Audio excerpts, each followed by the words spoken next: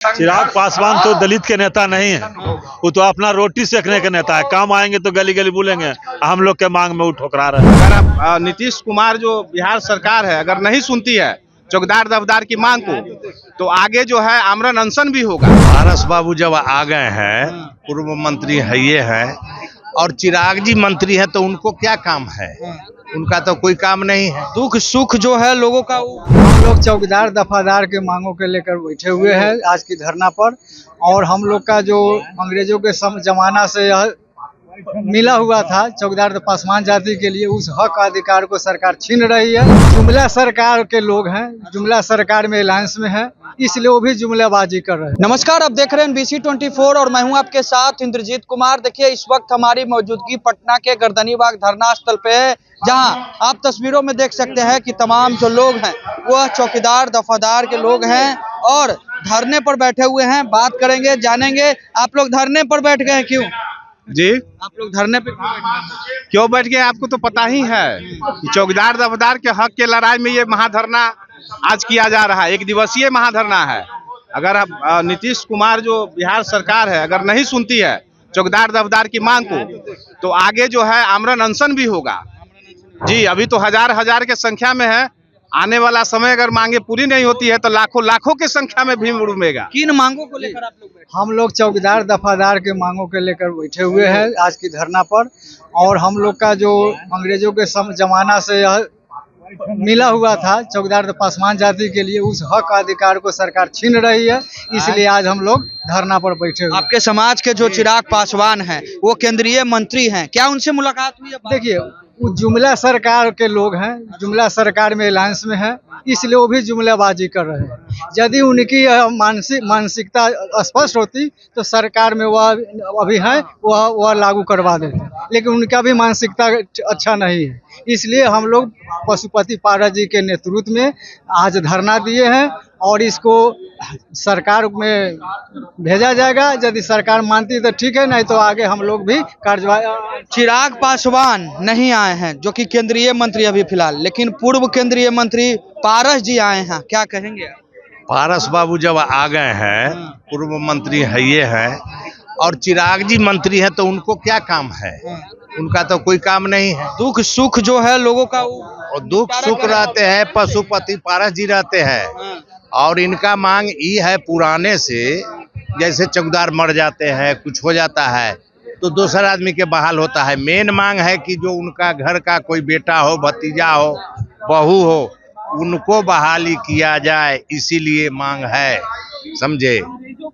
चलिए, तो देखिए और कुछ लोग हैं, उनसे बात करेंगे, जानेंगे। आप लोग किन मांगों को लेकर यहाँ बैठ गए हैं? हम लोग यहाँ पर मुख्य रूप से चौकीदार दफदार क्यों वंशानुगत जो बहाली होती थी उसको बहाली किया जाए।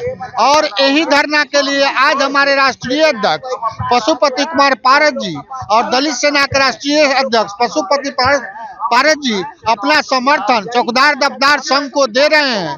अगर नीतीश सरकार अगर यह एक झांकी के रूप में यह प्रदर्शन कर रहा है, अगर यह अपना विचार नहीं बदले और पासवान जाति को जो वंशानुगत बहाली होती थी उसे बहाली करने के काम करे, नहीं तो यह एक आंदोलन के रूप लेगी। इसका 2025 में हम लोग पासवान समाज सिखाएंगे। चलिए, 25 में जो है मुख्यमंत्री नीतीश कुमार को गद्दी से हटाएंगे। कुछ लोग हैं यहाँ, बात करेंगे। आप लोग किन मांगों को लेकर आप लोग बैठे हैं? हम लोग चौकीदार दफदार की मांगों के लेकर के इस धरना पर हम लोग बैठे हैं। क्या मांग क्या है? मांग है उनकी आश्रितों के, जो पूर्वजों से चौकीदार दफदार रात में चौकीदारी करते थे, वो पासवान समाज के, दलित समाज के लोग थे, जो फ्री में उन्होंने रात में जगने के काम किया और लोग को सुरक्षा देने के काम किया। अभी क्या दिक्कत है? और आज उनकी आश्रितों से उनकी हक छीना जा रहा है। हाँ, क्या छीना जा रहा है? उनकी, जैसे आज उनकी परिवार में उनकी बाबूजी अगर रिटायर कर गए तो ये नियम था उनके आश्रितों को सुपुत्र को नौकरी देना। यह नौकरी से वंचित ये सरकार कर रहे हैं। अच्छा, इसी लड़ाई को पूरे दलित समाज और चौकीदार दफदार लड़ाई लड़ रहे हैं हम लोग। तो क्या आप चाहते हैं कि जो पिता है उनके सुपुत्र को ही दिया जाए नौकरी? हाँ, दिया जाए, सुपुत्र को दिया जाए नौकरी। हाँ, उन्हीं को दिया जाए। चिराग पासवान केंद्रीय मंत्री हैं, लेकिन पूर्व केंद्रीय मंत्री पारस जी यहाँ पहुंचे हैं। क्या लगता है पारस जी आप लोगों के मांगों को पूरा करवाएंगे? हाँ, करवाएंगे, इसीलिए तो यहाँ आए हैं, इसीलिए आए हैं, मांग को पूरा करवाएंगे। चिराग पासवान कहते हैं कि दलितों का हम नेता है। वो तो दलित को नेता रहते तो यहाँ आज आते नहीं, दलित को नेता रहते तो आज यहाँ आते ना जी, लेकिन अब तक वो आए नहीं। आप क्या कहेंगे चिराग पासवान के बारे में? चिराग पासवान तो दलित के नेता नहीं है, वो तो अपना रोटी सेकने के नेता है। काम आएंगे तो गली गली बोलेंगे, हम लोग के मांग में वो ठुकरा रहे हैं। केंद्रीय मंत्री हैं। मंत्री हैं तो क्या, हम लोग के मांग नहीं, वो हम लोग के बात चला नहीं रहे हैं। पारसनाथ चला रहे हैं तो हम लोग को तो नेता ही नहीं जी, दलित के नेता तो ये है पारसनाथ।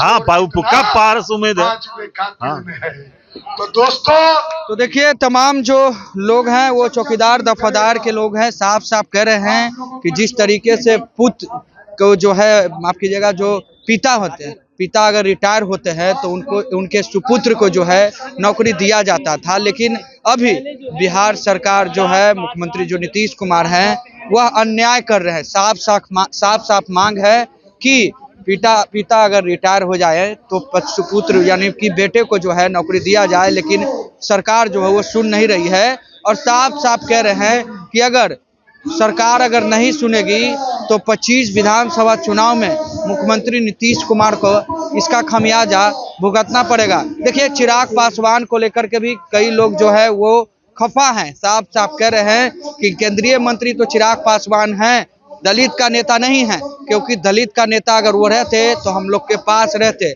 लेकिन दलित का असली नेता पशुपति कुमार पारस है, जो पूर्व केंद्रीय मंत्री हैं, और वो हम लोग के बीच में आए हैं। और उम्मीद भी जो दफादार चौकीदार के जो लोग हैं उम्मीद भी कर रहे हैं पूर्व जो केंद्रीय मंत्री है पशुपति कुमार पारस जी से कि उनकी बातों को जो है सरकार तक पहुंचाएंगे। तो फिलहाल आप सुन रहे थे चौकीदार दफादार के लोगों के बयान को। फिलहाल इस खबर में इतना ही, खबरों के साथ बने रहें। अब तक आपने हमारे चैनल को सब्सक्राइब नहीं किया तो जल्द से जल्द कर ले। धन्यवाद।